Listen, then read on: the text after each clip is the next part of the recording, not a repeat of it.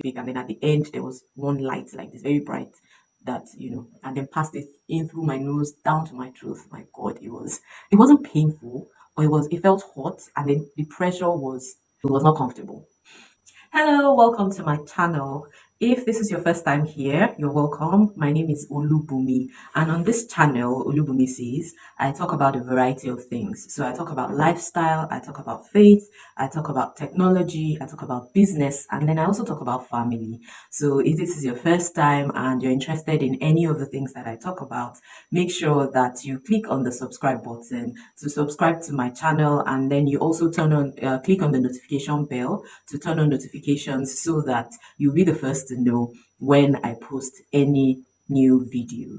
Okay, so if this is not your first time, thank you so much for coming back to my channel. I'm sure that the value that you've gotten before is what attracted you. So if you like this video, be sure to click on the thumbs up button and then also share so that other people can learn from it. So today I'm not like teaching anything.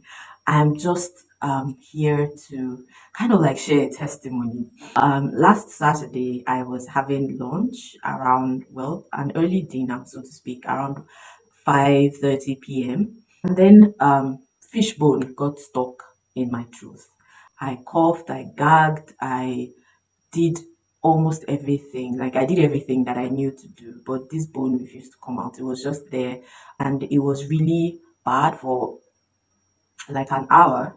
I was trying to get it out, but it didn't come out. And so my husband called the emergency number, and they asked a lot of questions and then referred me to Leeds Central Infirmary. So it's like UCH kind of thing, like a teaching hospital in Leeds here in the UK.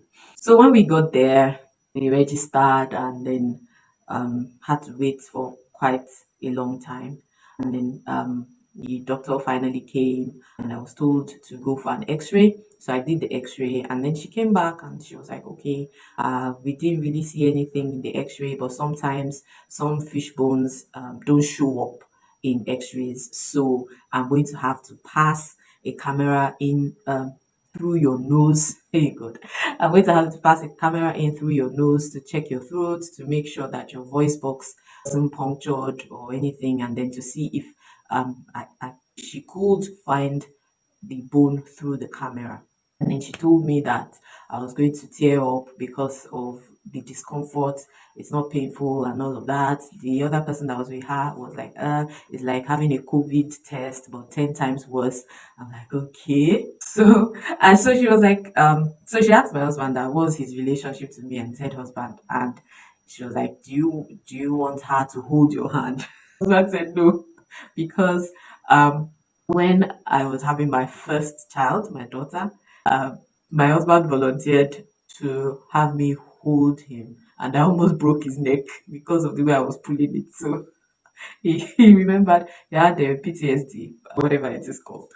Anyway, so they took this thing. It was like a black pipe, like a like wire, so to speak, and then at the end there was one light, like this, very bright, that and then passed it in through my nose down to my throat. My God, it wasn't painful, but it felt hot, and then the pressure was not comfortable.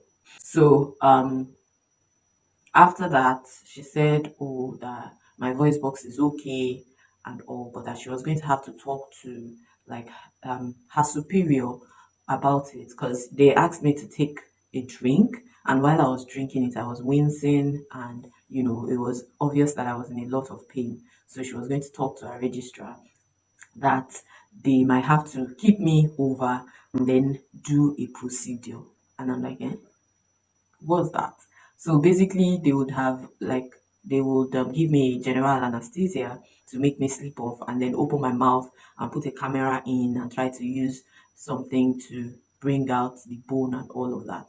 So when she said that, she was like, "Okay, she'll be back," and then she left the room. My husband was like, "No way, that's not happening," and obviously he was praying, and so I was there. We waited for like another hour. And then she came back. She opened the door and she was like, "Oh, ouch." And then she went. And then, like 3 minutes later, she came in with a trolley, and on the trolley, I saw like 3 or 4 injections. I was like, what happened now? And then she was like, okay, we have to keep you here because, we didn't find anything, but we have to keep you here to um, see if the pain will subside. If it doesn't subside, then we do the procedure tomorrow. But I'm going to give you some jabs for pain. I said, I'm okay. As in, I was like, I'm fine. I'm okay. Like, I don't have the pain again. When I was saying it, in my mind, I was like, Bumi, what are you saying? But I was just like, I'm fine. That, I don't want to sleep here. So she was like, oh, really? Why? I said, I don't feel that pain anymore. So she said, okay, take the drink again. I took the drink. I still felt the pain a little, but sincerely, it wasn't as much as when she asked me to take the drink the first time.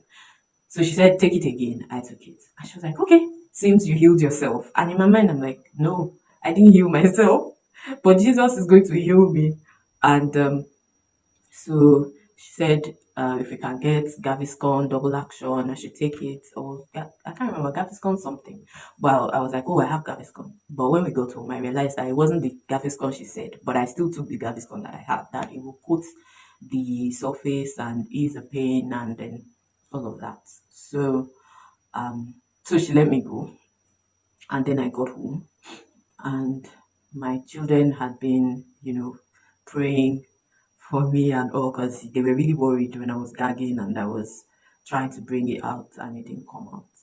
So I went straight to bed because this was like to 11 at night. I went straight to bed. And then I woke up in the middle of the night. I was still feeling the pain, sort of. And no, I didn't go straight to bed. I went straight upstairs and then I prayed, and my husband came and prayed with me as well. And he was like, sleep, you'll be fine. So I woke up in the middle of the night to ease myself, and I still felt that pain. It was as if it was even more than when I left the hospital. And I was like, God, we prayed about this and we put our trust in you. So I went back to bed and I swallowed, and it just felt like something left my truth. And by the time I woke up on Sunday morning, it was just like nothing ever happened. Like nothing. Nothing. So, if you were wondering how can fish take somebody to the emergency, that's my story. That's my story. So I'm just grateful to God that I didn't have to, even if the bone had left. Imagine if they had done the procedure as they said, because she was saying, oh, giving the GA can has complications. The procedure itself has complications. I remember, I'm like, Emiko, it's not me. No complications in my life, no complications in my life because I carry the life of God in me. So I'm just like grateful and just here to share my story. Like I said, I'm not teaching anything tech or business today. I'm just sharing the fact that prayer works. If you're a Christian, even if you're not a Christian and you find yourself in a tight corner, pray, pray because prayer works. So, yes, that is today's video. That's today's video. That's this week's video. If you enjoyed it, please like and share. And so, thank you so much for watching this video. Until I come your way next week with another one, do have a wonderful week. Bye.